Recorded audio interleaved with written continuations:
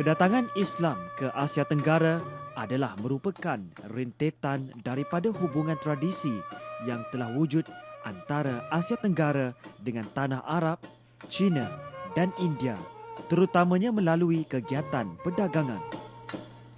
Baiklah Cik Siri, selalu diperkatakan tentang 3 teori kedatangan Islam di Melaka. Boleh Cik Siri jelaskan?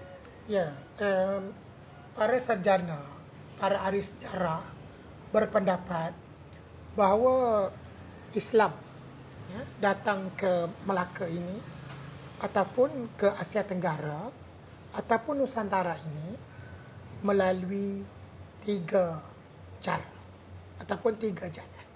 Ya. Dan ketiga-tiga ini terangkum dalam teori-teori tertentu. Teori tertentu ini pula dipelopori oleh sarjana-sarjana yang tertentu juga.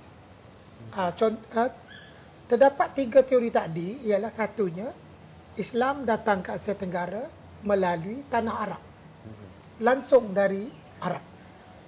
Secara mudah langsung daripada tanah kelahiran keputeraan Rasulullah, dari Arab Saudi. Keduanya, teori mengatakan dari China.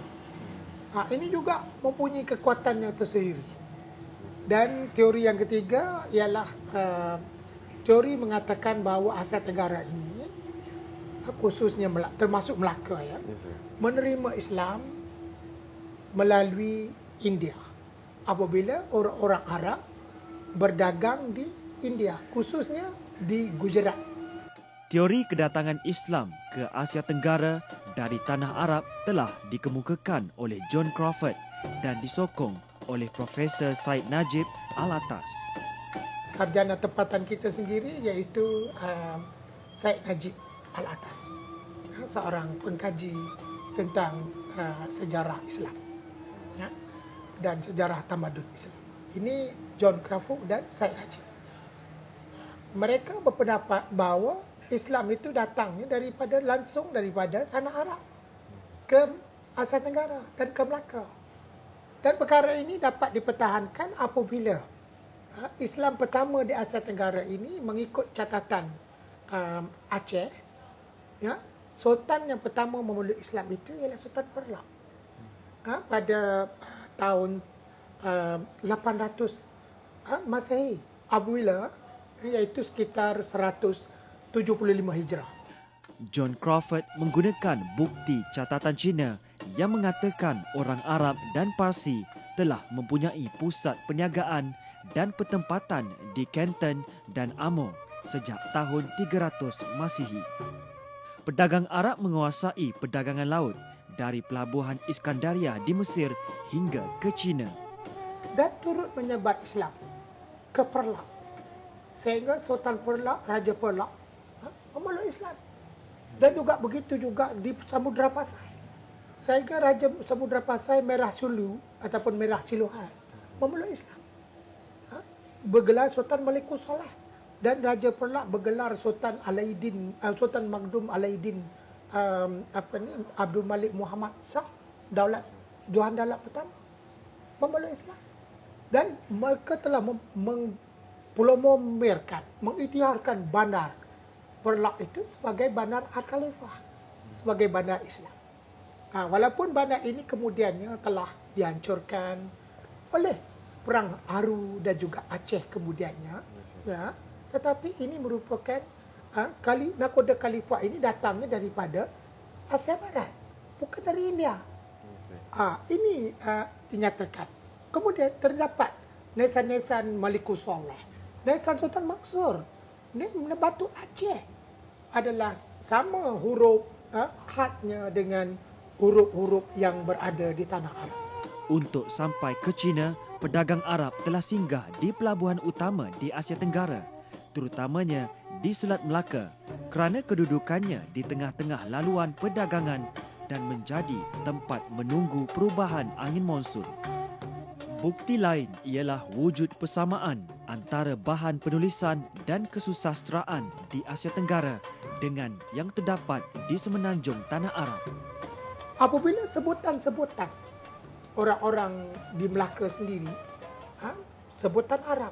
Dan apabila catatan sejarah Melayu juga mengatakan bahawa para qadi mengajar ilmu agama sebutan Arab dan mereka lah datang dari Arab, bukan dari India. Ini teori yang mengukuhkan bahawa agama Islam itu datang ke Asia Tenggara, ke Nusantara, bahkan kemudiannya ke Melaka adalah langsung dari Asia Barat, khususnya daripada Arab Saudi ataupun tanah Arab. Di sini tanah Arab yang saya maksudkan ialah termasuk Parsi, Yaman. Hari ini negara-negara moden, negara bangsa moden, Parsi, Iran, Yaman, Iraq. Tapi dahulunya itu adalah tanah Arab. Teori kedatangan Islam ke Asia Tenggara melalui China dikemukakan oleh Emmanuel Gadinho Iwedia dan disokong oleh S.Q. Fatimi. Mereka ada hujah yang menarik. Hujah mereka ialah bahawa Islam apabila zaman Rasulullah telah mengutuskan 4 sahabat baginda untuk menyebar Islam ke negeri China. Dan saya telah bernasib baik sudah mengunjungi 2 daripada pusara sahabat baginda di negara China, di Guangzhou. Saya telah diberi peluang yang dibawa ke sana. Dan apabila sahabat baginda ini telah menyebar Islam di tepi pantai dan juga ke dalam. Ke dalam itu orang-orang Uyghur. Bahkan kalau Taufik mau tahu, Laksmana Cengho itu seorang Islam asal. Bukan kata bukan kata dia datang ke semari, dia memeluk Islam di sini, tidak. Dia Islam asal dari tanah besar China. Menurut Emmanuel, Hanfo atau Canton telah menjadi pusat perdagangan terkenal di kalangan peniaga Arab yang beragama Islam, menyebabkan Islam berkembang di kalangan mereka. Dan para sahabat Nabi ini hidup di kawasan tepi pantai pelabuhan, iaitu Pelabuhan Canton hari ini, iaitu Pelabuhan Canton ataupun Guangdong dalam Provinsi Guangdong hari ini, dan juga kawasan Xiamen. Dan sahabat baginda inilah, salah seorangnya Sa'ad Abdul As, telah menyebar Islam kepada pedagang-pedagang supaya bawa ke timur dan bawanya sampai ke kawasan Indrapura. Taufik tahu Indrapura itu di mana? Indrapura itu bukan di Pahang, tetapi di Indochina sekarang. Kerajaan Melayu campur. Terletaknya Indrapura, Wijaya, Singapura, Kautara, Padurangga. Ini dia. Jadi di sini tersebarnya Islam dan terdapat masjid-masjid yang sama bentuknya dalam negeri China. Bentuknya dalam di Guangzhou sekarang ini. Yang saya sendiri telah menyaksikannya. Dan mereka ni pula, orang-orang Indochina ni pula, berdagang dengan Jawa, berdagang dengan Kelantan, berdagang dengan kawasan pantai timur dan juga kawasan Melaka sendiri. Jadi itu sebabnya Masjid Kampung Laut yang didirikan oleh orang-orang Cham yang Islam di Padurangga adalah sama dengan Masjid Padurangga bentuknya, dan sama dengan Masjid Gresik di Jawa Tengah. Di sini teori mengatakan bahawa Islam juga datang daripada negeri China. Apabila peniaga Cina Islam ini berdagang di Asia Tenggara, mereka telah menyebarkan Islam kepada masyarakat Asia Tenggara. Dan apabila ditemuikan sejenis satu keping wang emas, Al-Julusi, Kelantan, sebelahnya ditulis Al-Mutawakkil. Al-Mutawakkil adalah tawakal. Raja dinasti Abbasiyah Al-Mutawakkil tidak sama waktunya dengan wang itu yang bertarikh sekitar 500 Hijrah. Jadi ini menunjukkan bahawa Kelantan sudah Islam dari pantai timur, dari negeri China. Kemudian pula terjumpanya batu bersorak. Taufik tahu kan batu bersorak Terengganu. Sekarang ni menjadi memory of the world. Satu memory of the world, satu catatan dunia. Batu bersorak ni terjumpa di Sungai Buloh, di Hulu Terengganu. Mulanya jadi batu alas kaki. Lepas tu bila penjual Arab ni Said penjual kain ni ternampak, maka dilihat ada huruf dan dibersihkan dan dibawa balik. Air ni dikaci. Kemudian baru diketahui bahawa ini ialah batu bersurat yang mendaulatkan undang-undang Islam di benua Terengganu. Benua Terengganu itu luar besar lah. Dan batu itu mengikut Profesor Najib bertarikh pada tahun 1303 Masehi. Teori ini diperkukuhkan dengan bukti penemuan batu bersurat Terengganu di Kuala Berang. Batu bersurat ini mengandungi catatan tentang kewajipan menjalankan hukum syarak. Bukti yang dibuat oleh SQ Fatimi pula ialah berlaku perpindahan beramai-ramai pedagang Islam yang tinggal di Kenton dan Amur ke Asia Tenggara pada sekitar tahun 876 Masihi. Teori kedatangan Islam ke Asia Tenggara melalui India dikemukakan oleh Snok Harunje. Pelopor teori ini ialah seorang orientalis barat yang pernah hidup di Mekah, menyamar hidup di Mekah untuk melihat kekuatan orang Aceh dan bagaimana untuk cara-cara untuk menakluki ataupun menguasai orang-orang Islam Aceh.